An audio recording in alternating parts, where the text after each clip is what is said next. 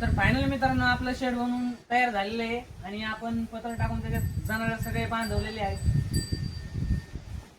50 bye 22 shade आहे आपलं.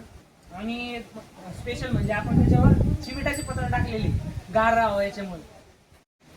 तर चला मी तुम्हाला पुढचं दाखवतो. चला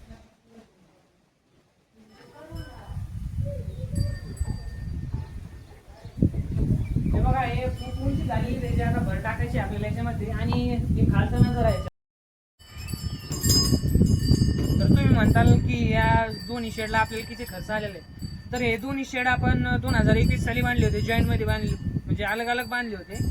तर जे आपले हे पत्र आहे सिमेंटचे, आपल्याला त्याला सगळं 1,05,000 खर्च आला.